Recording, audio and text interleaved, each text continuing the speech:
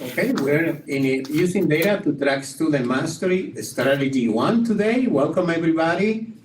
I hope that you are having a great Tuesday morning in a green day and that you get some time to do a lot of good stuff and planning for your students. We want to start with theory connection.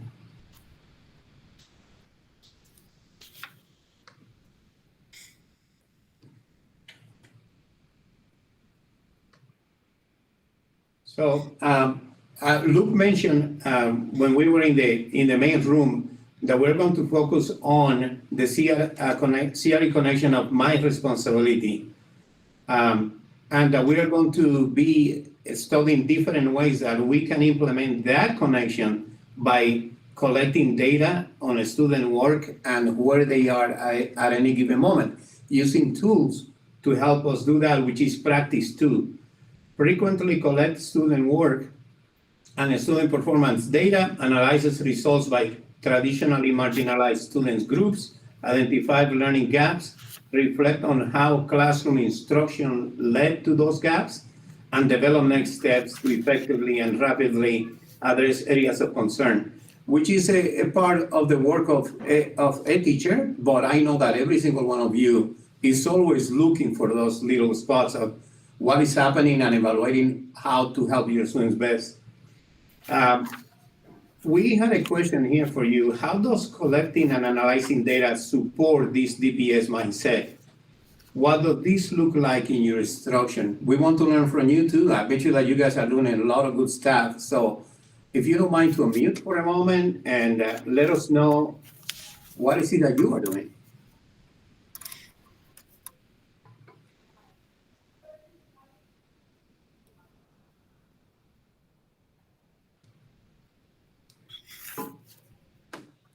Jill, we don't hear you. As I see that there was some the sound moved to your window, but for some reason we didn't hear you speaking. Don't want to put you in the spot either. You know, if you have something to share, okay. We hear you now. No, that's okay. There's probably people in the hall talking, and that's probably what you heard. Okay, So, okay.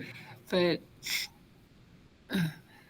I'm here because I'd like to know more about how to better collect data. I do a lot of formative assessments that help me figure out as I'm teaching something what students are understanding and what needs to be taught in a different way or retaught. But yeah, I'm here to find out more about how to better collect and analyze data.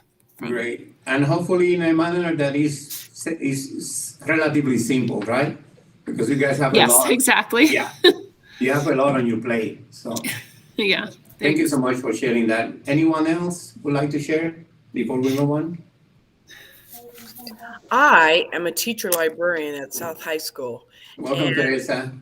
Hi. And so they've asked me to, well, no one's asked me. I guess I just want to know, right?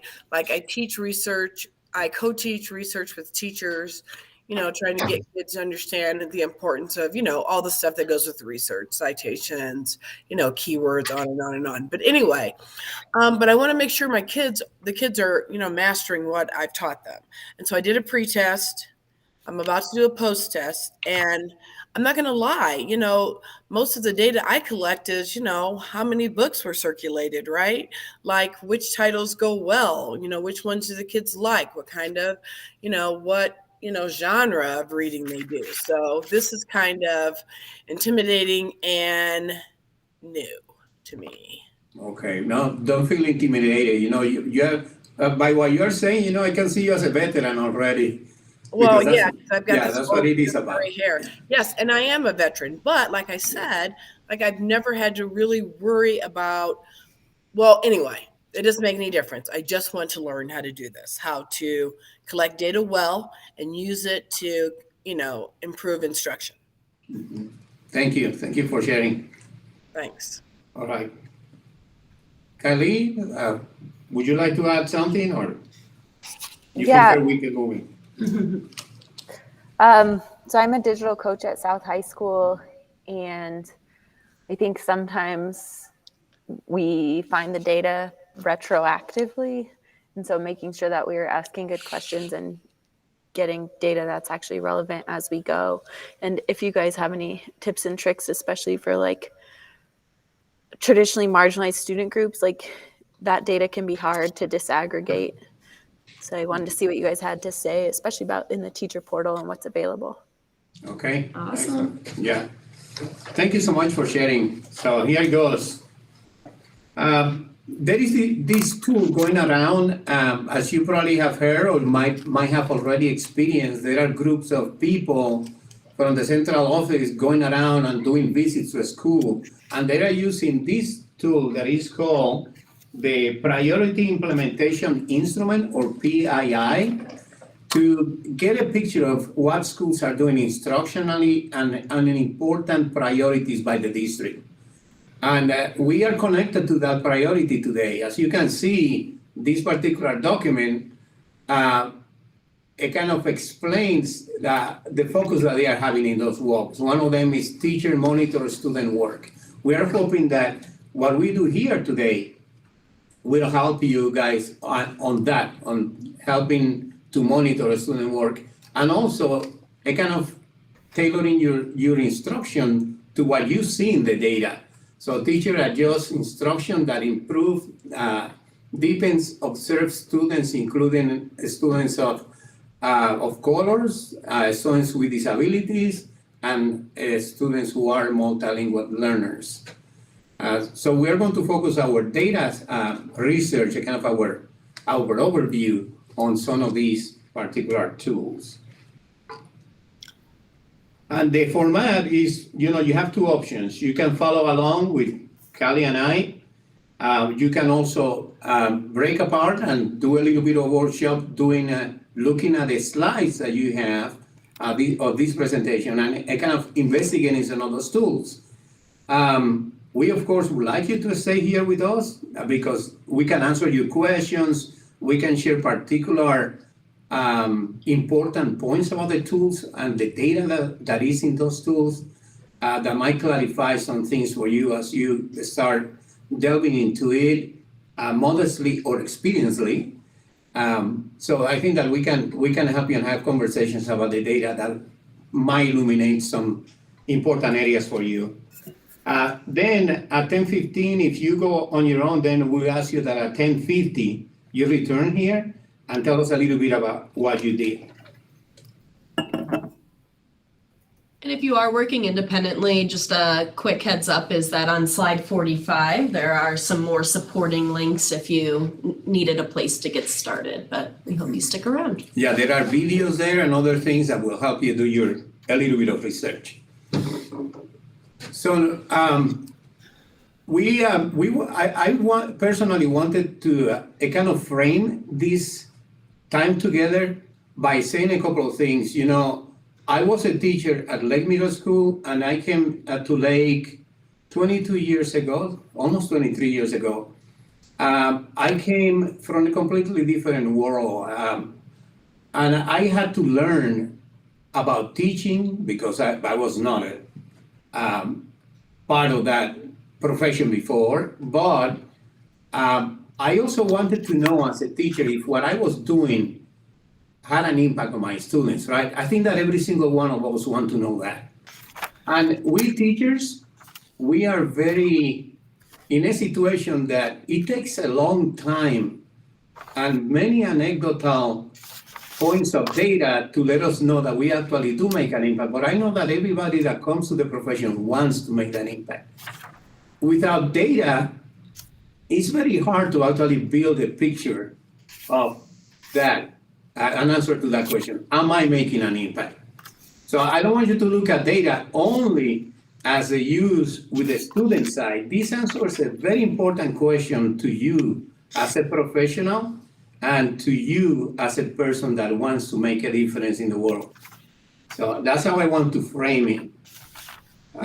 Would you like to say something, Callie? Sure, yeah, and just my own kind of personal education story is I spent 5 years in Philly public schools and then came to work at Bear Valley for 5 years before becoming a digital coach. And at Bear Valley, we were part of a turnaround school process. And it was really important that we had clear routines and structures that looked similar from class to class, so kids had some consistency. And one of the things that we all decided on as a team was using Schoology at the beginning of class to collect data and do nows, and then at the end of class for an exit ticket. And having that consistent system across all content areas, I think really helped students see their teachers collecting data, not just as like a gotcha or a way to rank our kids, but we used it in our instruction to respond the next day or in that class. And I really appreciated that structure that we put into that school.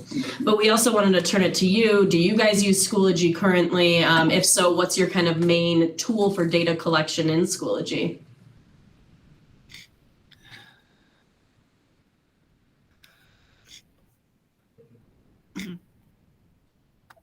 I guess, Kaylee, I'll start with you. How do you see teachers using Schoology at South in your coaching for data collection already?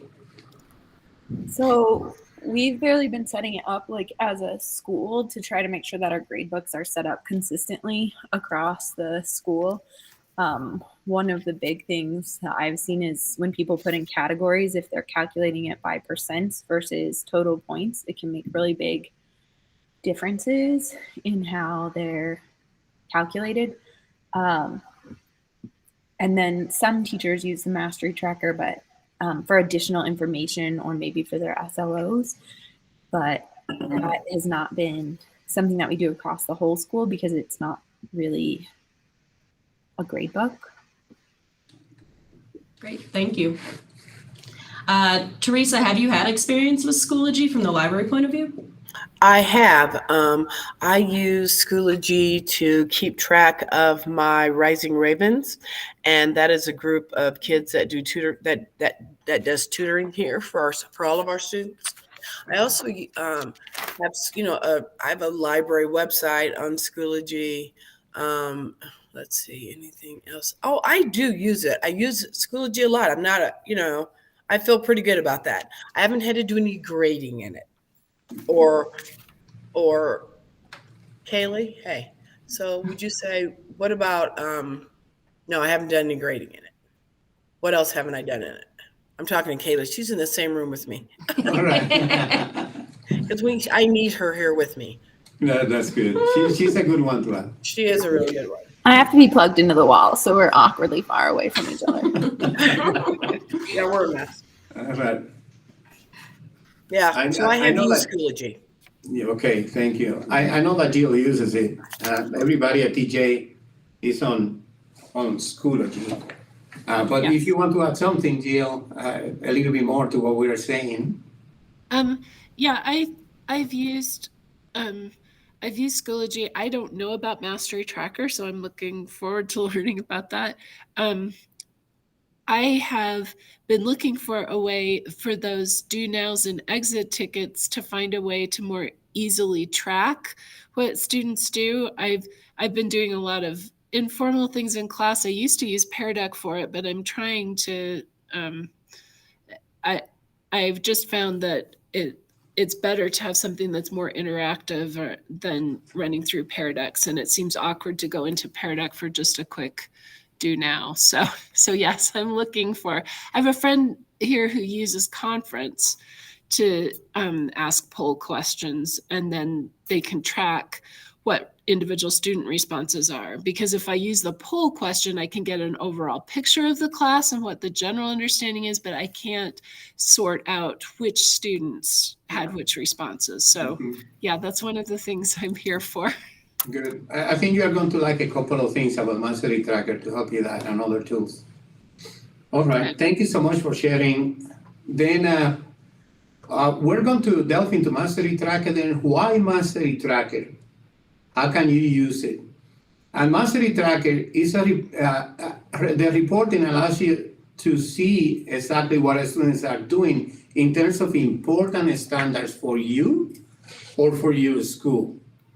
You don't have to use every single assignment tied to a standard or objective, But it's important maybe to track some particular ones and dedicate some assignments and test quizzes, questions, assessments, graded discussions, or whatever activities you want to put in Schoology to kind of focus on those important standards and skills that you want to do. And there are some ways to do it in there.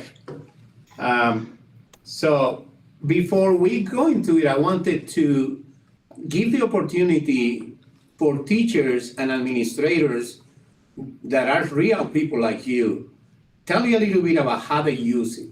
So I'm going to switch to this little video, and let me see. So you get to hear from Mr. Martinez. He's a teacher, a math teacher at STEM, Robert F. Smith STEM Academy. And for his evaluator, Ms. Benicia Wilson, who is the AP there. And they work close together as a team.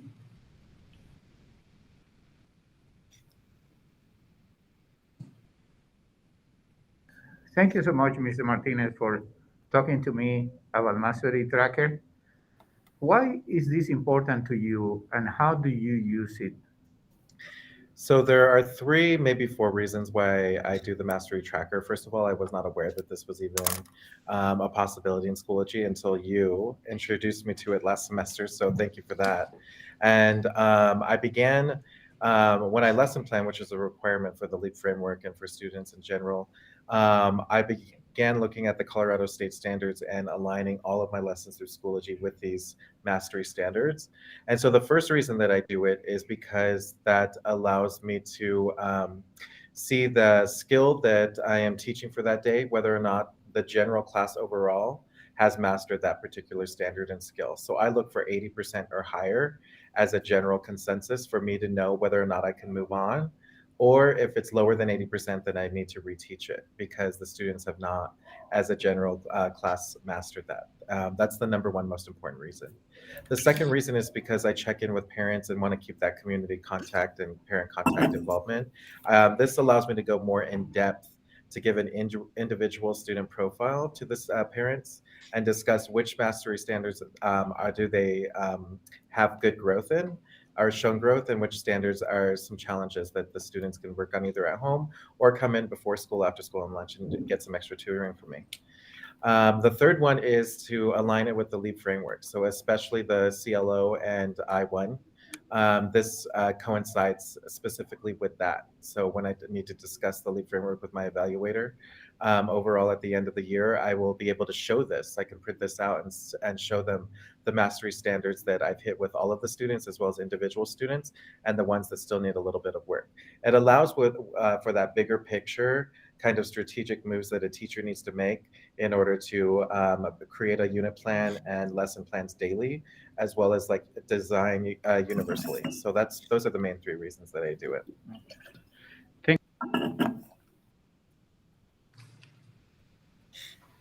And that was from a teacher perspective. And let's listen to what an administrator have to say about it then. Hold on a second, I'm not presenting that tab. Let me go back.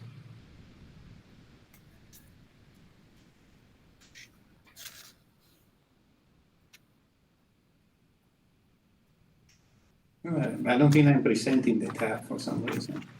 Let me stop presenting.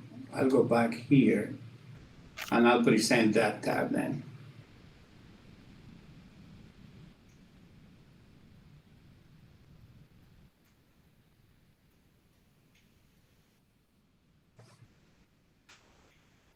Okay, I think I'm there.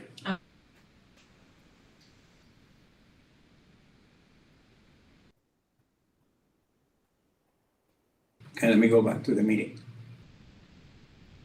Okay.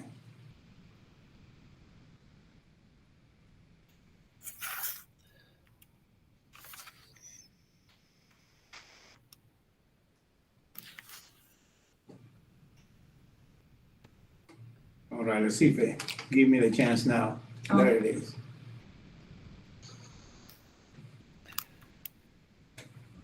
So I plan to use the Standards Mastery Tracker to really progress monitor scholar achievement, and also identify those root causes of why scholars aren't really mastering that standard. And so if we use that tracker with fidelity, we will be able to see who needs re-engagement, who needs reassessment, but also who needs acceleration of the standard. In addition to that, I would really like to use this standards mastery tracker to really progress monitor SLOs. As you know, that's a big part of our LEAP evaluation, but overall our school data.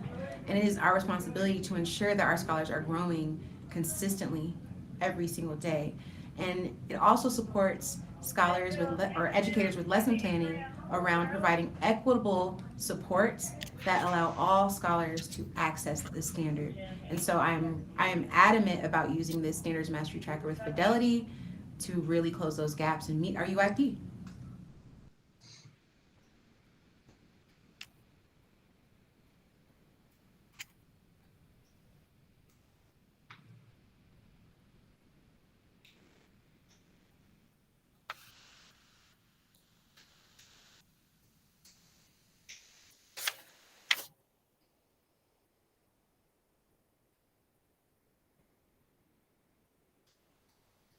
Individuals are using Mastery Tracker. So let's see how they do that.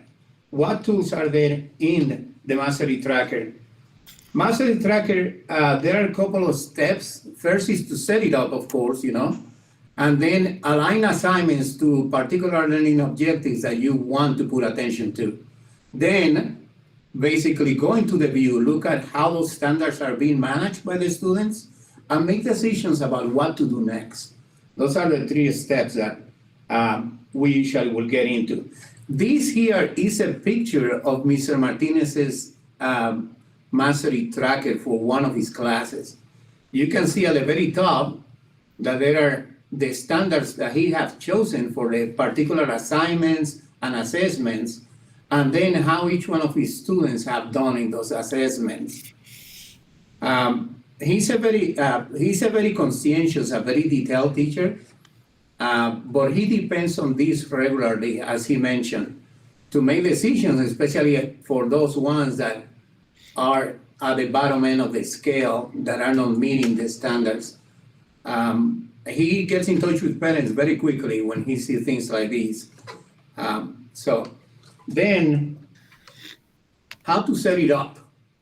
I'm going to basically go into a Schoology and show you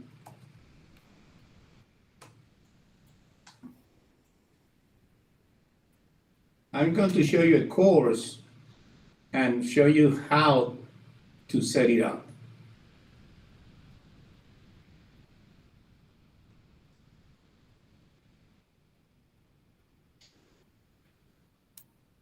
I have this already open a moment ago, but for some reason it went away. Okay, it's right here. So I click on Mastery Tracker, and then on the options at the very top, there are some mastery settings. And here I can decide what is the level of meet expectations. Many teachers will choose close, some people think that 66%, for example, is a statistically mastery. Some people prefer in the 70s. It's what the teacher decides to do. And then also decide what are the expectations, what are exceed expectations, what's the level that you want to have for that. Then how many times do a student need to meet the mastery to be able to show that they have the skill? You can decide, let's say you can change this to 3, 4, 5, 6 times. That is up to you to decide. You can decide also what to use for that. Is it a decaying average? Is it the pure average or the highest score? Then you can weight the most recent observation to see the most recent observation is important because the student is showing you what they know at a particular point. and if they need more intervention or not. So you can decide a wait for that last observation, last task. That's how you set it. You're familiar with the mastery scale. Most teachers use numeric for that, and that's how you set it. Very simple. Then, once it is set, let me go to the next tab and share this tab instead. As you can see, Mastery Tracker, as I mentioned when I share with you the picture from Mr. Martinez's, will keep track of the standards at the top. You have to be able to use Mastery Tracker, you have to link some assignments to standards or learning objectives. And you all know how to do that. You all know how to go to, when you create your assignments, you can go to align, and then you can decide what standards you want to link to. I'm going to go back to that tab of the Schoology course and show you how I have done an example of that.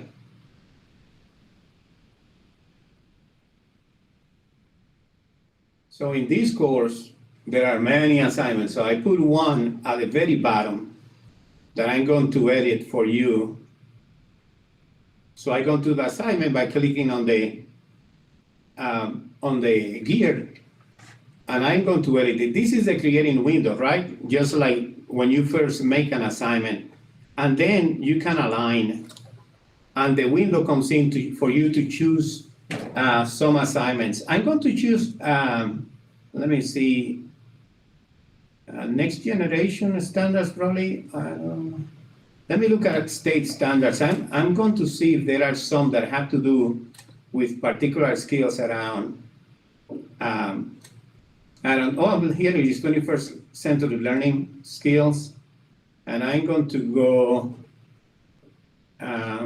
let's say world languages. So I can align to any of these standards. I can align to any of those indicators. Choose one and add it to my list. You can see that it appears at the bottom, or I can simply create my own. I'm going to go back to learning objectives. And I have created one. You notice that there is a window for custom learning objectives. I have created one on the personal, is my personal folder that I created, my own custom. And I'm going to choose this math one. And I'm going to add it there also. And now you can see that I have the two different standards there. If I save that assignment in there,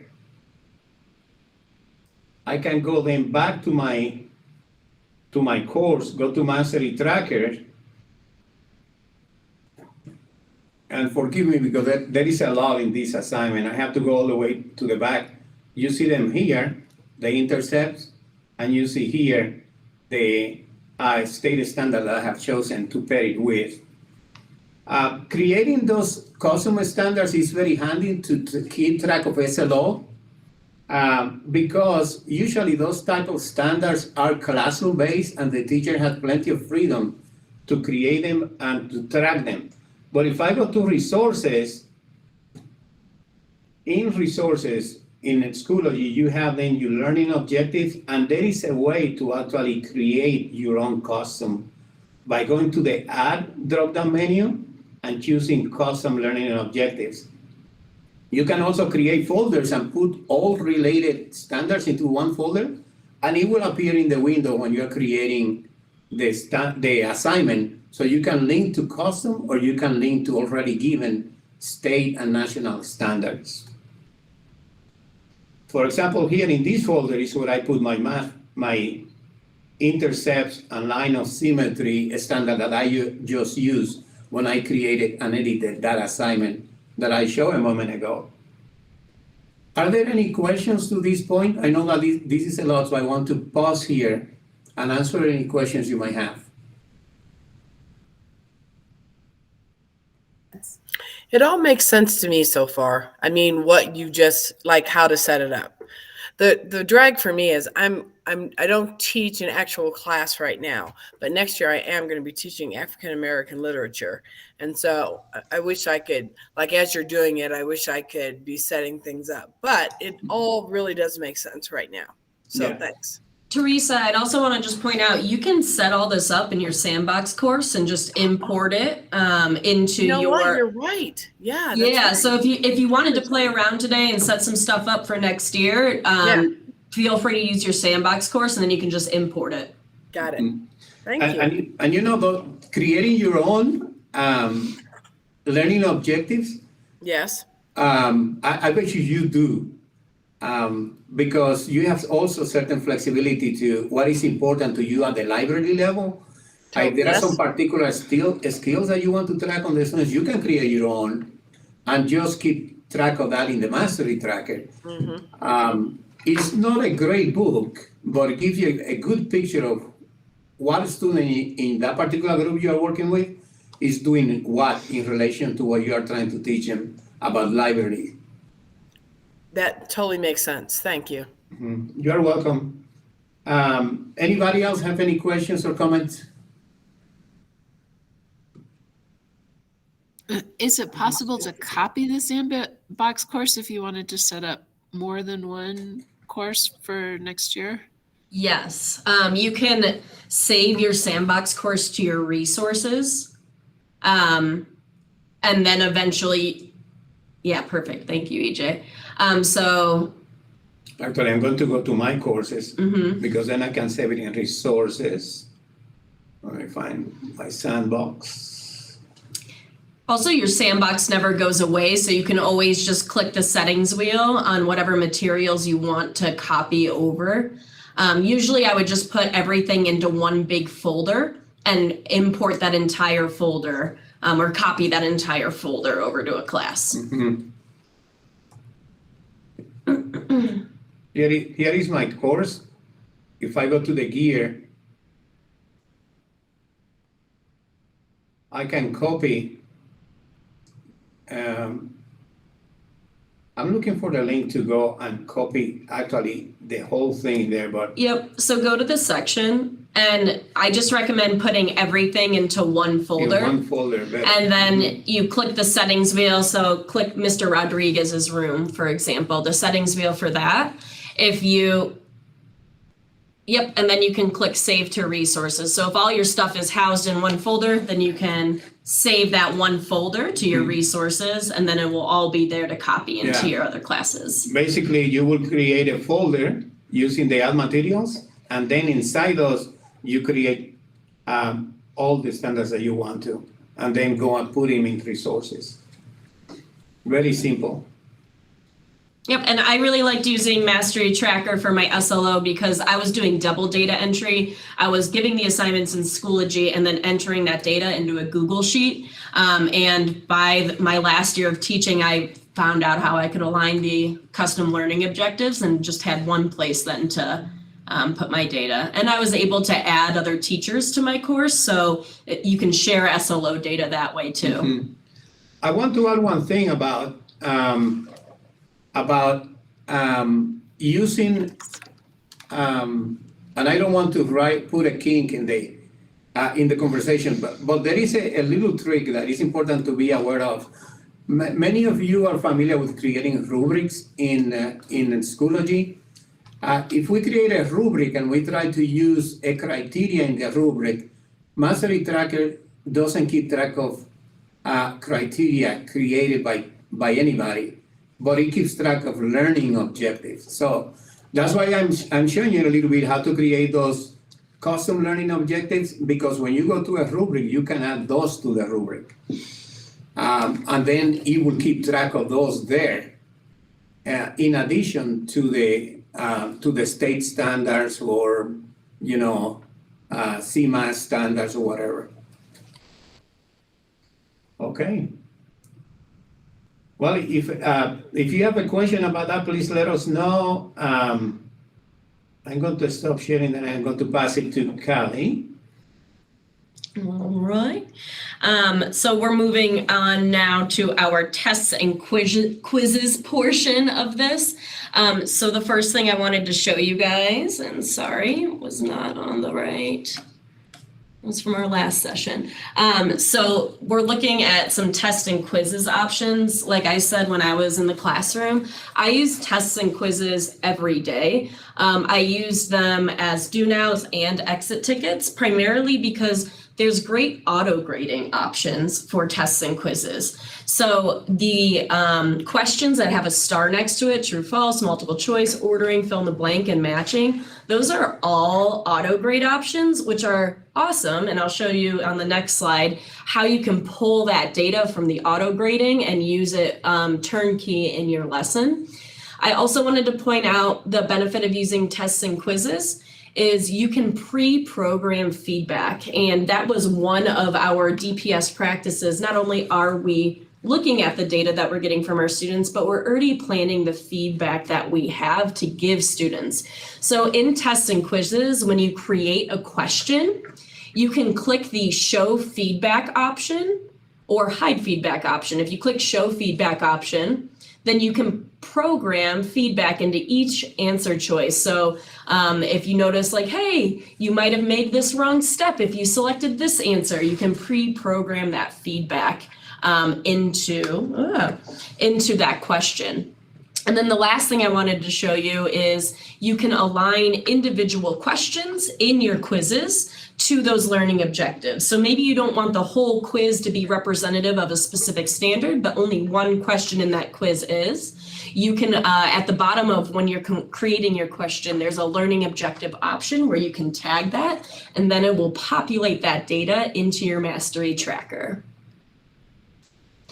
So like I said, I really liked to use tests and quizzes at the beginning and end of class. There's a screenshot of what it looks like to pull that data. So my students would come in and answer a do now question, and I would get that data. I'd say, oh, I can see 56.3% of you guys answered it correctly, but it looks like 15% of us answered this answer choice. Let's talk about why. And we would spend the first few minutes of class going through that answer. And I could have students come up and showcase how they got their correct answer. I also used the multiple attempts feature in Schoology because it was able, it encouraged students to resubmit a test or quiz after they've already gotten this feedback. And then also I just used tests and quizzes to show a baseline. If most of my kiddos got the question right at the beginning of class, we could move forward with the instruction for the day. Or maybe I needed to go back and do a reteach based on the data that I pulled. Was there a question in the chat? I don't see. Let me see. Did anybody have a question on that? It says, I wanted to know if Kaylee was showing her, were you showing us something on your screen? Because we could just. Oh, yep. I am so sorry. No, that's okay. That's why, because I thought you were showing us something. I just didn't was. see it. Okay, cool. Thanks. I'm so sorry. There we go. Awesome.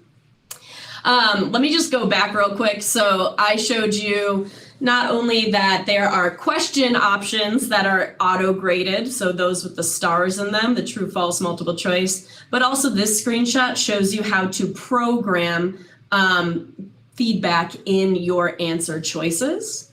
And then at the bottom here is how you align a question to the learning objective. Thank you for telling me that. And then here's a screenshot of the data pulled from a test or quiz. You can see from a multiple choice answer, it auto-graded it for me. I saw 56.3% of my kiddos got it right. And then this is what other kiddos answered. Can I add one thing? Mm-hmm. It's important also to remember that question that Callie just showed us a moment ago, that you can align to a learning objective. If it is aligned to a learning objective, it will show in the mastery tracker. Thank you. Assessments is very similar to tests and quizzes. In fact, it has the same auto-grading options that it would in tests and quizzes. I liked to use assessments as a teacher as a more end of unit, more rigorous, longer exam. You can also use this as prep for the state and national tests. So for CMAS or PSAT, SAT, there's a lot of options in assessments to mimic what those tests look like. So I liked to use assessments again for those larger end of unit assessments. And that'll give you a bigger picture of overall student performance, but you can also get into what the average items were. I liked to use this for DDI as well because it will categorize students in high, medium, and low buckets based on specific questions or standards you might have tagged in that assessment. And then you can just go into looking at student performance for each item as well.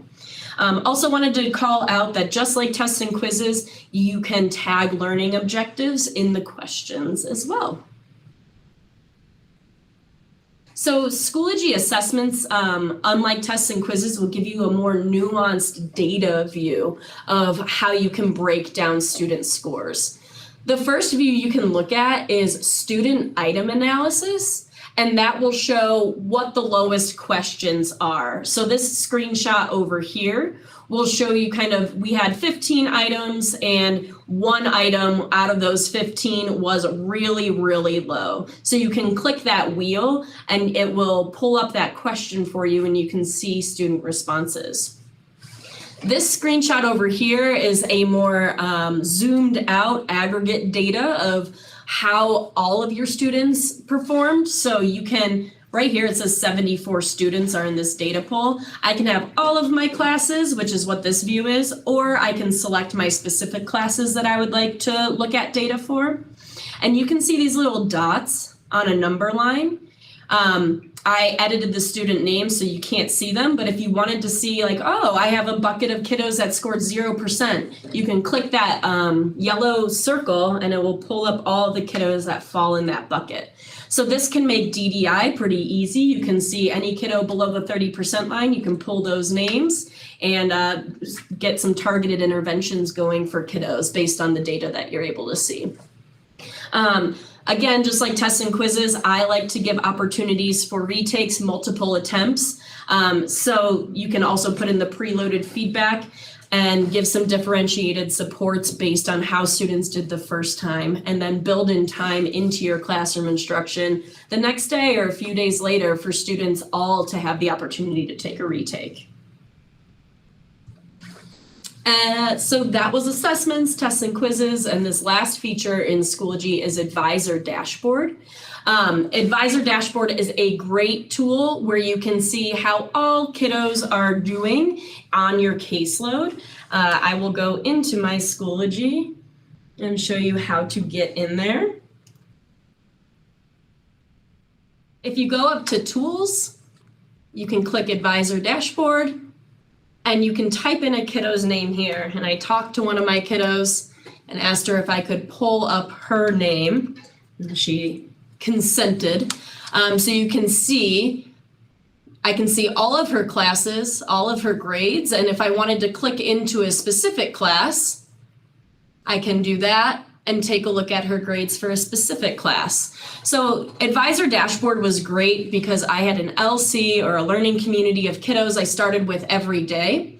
And on Fridays, I would have kiddos check their grades, and I would use the Advisor Dashboard as well to see any kids with D's or F's that might need some targeted interventions for tutoring for the next day. I'm going to show you how to use. My apologies. If you need more information on how to use the Advisor Dashboard, that video will show you. But this is kind of just an overview. I like to use it not only for my content class, but in homeroom. It would just give kids time to go into each of their classes. They could see if they were missing any assignments. I could check that too. I could go in and see if any kiddos were failing and needed to sign up for tutoring, and I would have those conversations with them. Or I would use Advisor Dashboard to celebrate kiddos. I see you have all A's. I see you went from a C to an A, and just giving a call home to give a general report on how the kiddo is doing. All right, so we just went through some Schoology stuff. Just wanted to pause for a second. Does anybody have any questions on Schoology before we move into Teacher Portal?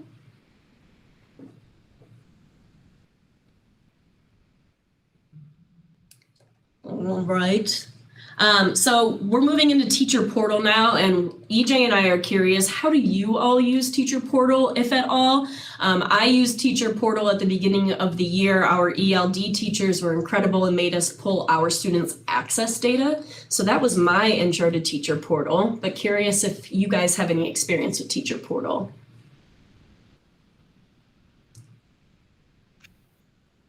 I did the same thing when I learned how to pull the access data. That was really helpful. Game changer. Awesome.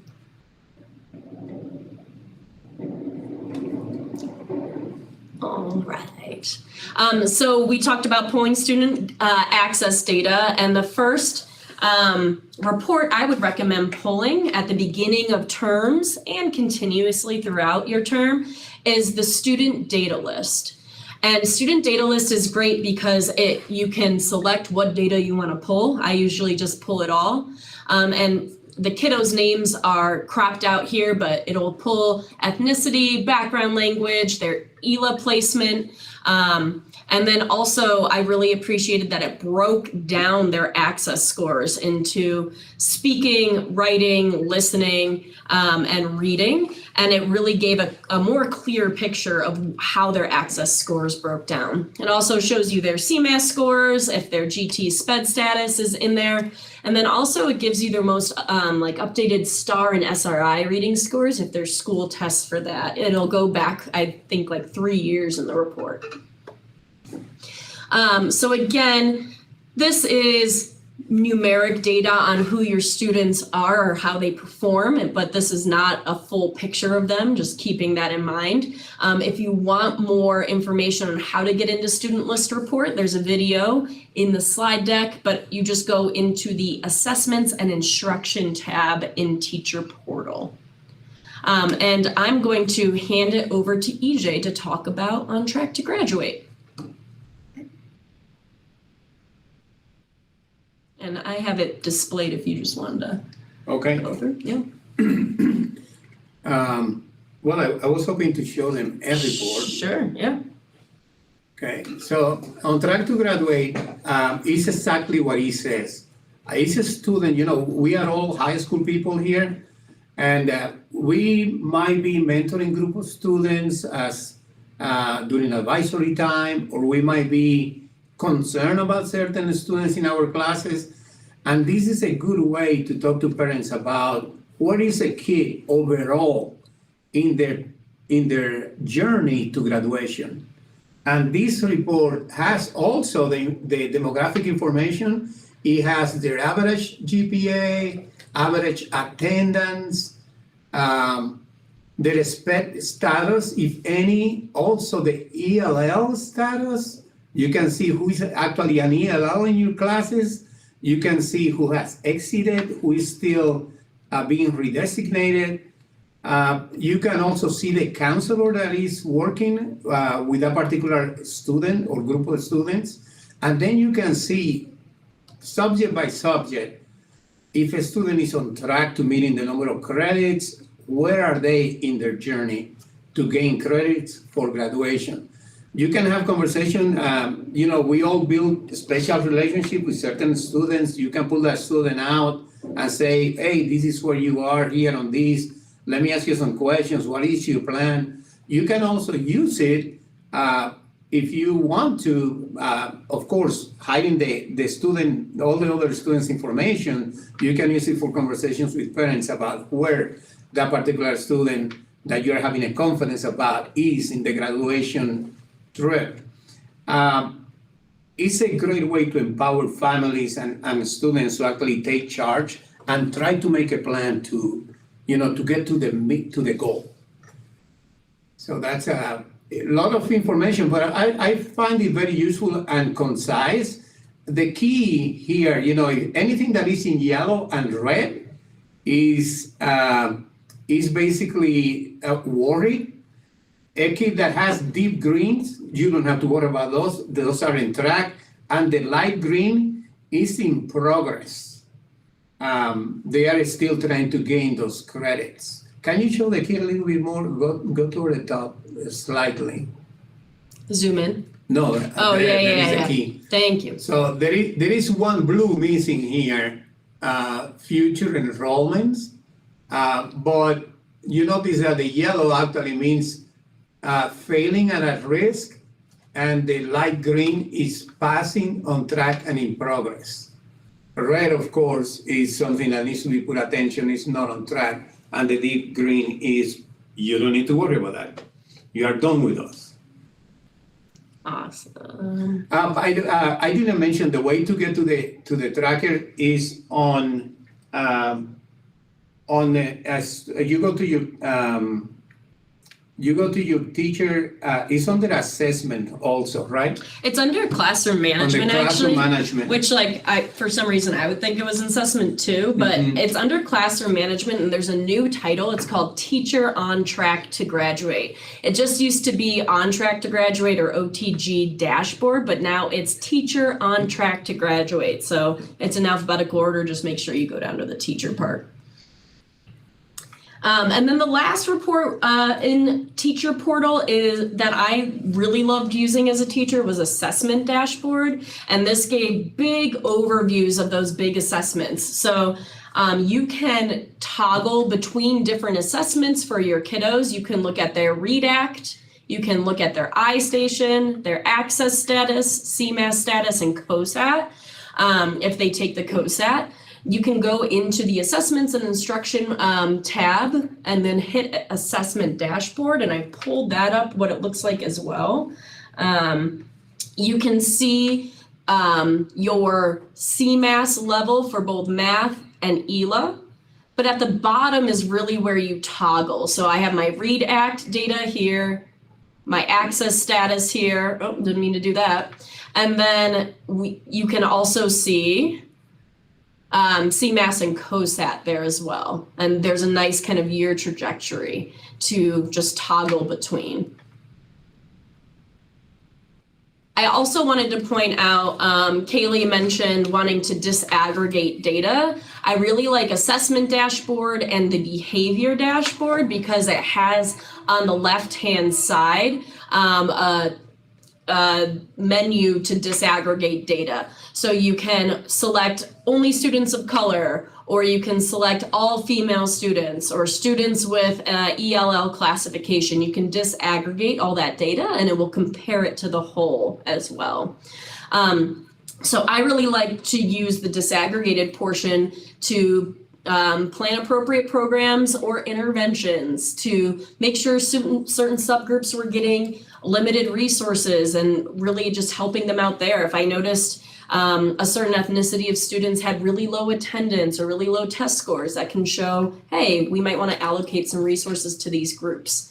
It would also help me engage in some self-reflection, like why are all my students of this ethnicity scoring compared to this group of students?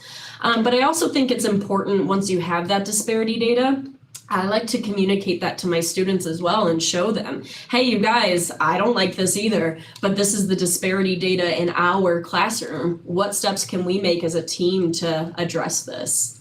So I always thought disparity data was interesting, but I thought it was more interesting when kiddos were aware of it as well. Yeah, we have a couple of minutes. Yep.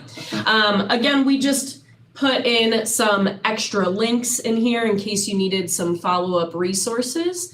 But we're going to go back into the main room in a few minutes, but just wanted to hear from you guys. Were there any specific tools that you were thinking of taking away today? We'll just do a quick whip around. I'll start with Kaylee. Is there a tool that you were thinking of using?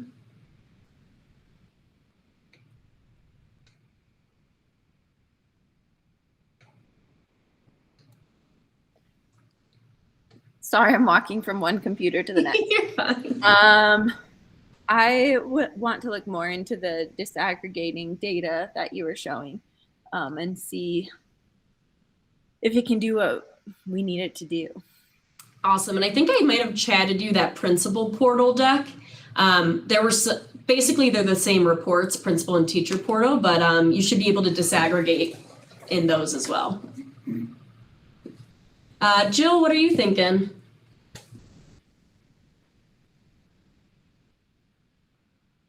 All of the tools sound like things I'd be interested in using, but probably the thing that I'll start with first is using what you said about tests and quizzes, that being able to use Google Forms and things like that to have a record of the responses.